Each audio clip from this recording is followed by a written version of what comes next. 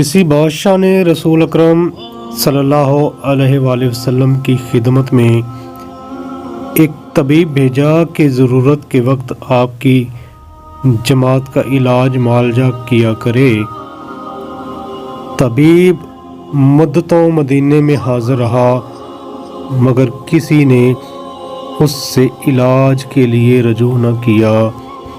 حکیم نے یہ مسلسل بیکاری دیکھ کر آخر ایک دن آپ کی خدمت میں عرض کی کہ حضور صلی اللہ علیہ وآلہ وسلم جانتے ہیں کہ خاکسار اتنی مدت سے صرف آپ صلی اللہ علیہ وآلہ وسلم کے جانساروں کی خدمت کے لیے حاضر ہے، مگر اس عرصے میں میری طرف کسی نے بھی توجہ نہیں کی۔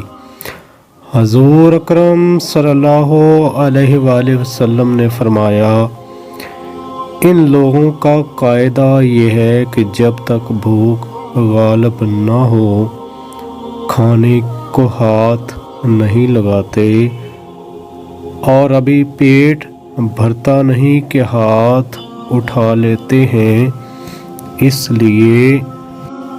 لیے آپ کی خدمات سے فائدہ اٹھانے کا موقع کم ملتا ہے۔ حکیم نے کہا، بے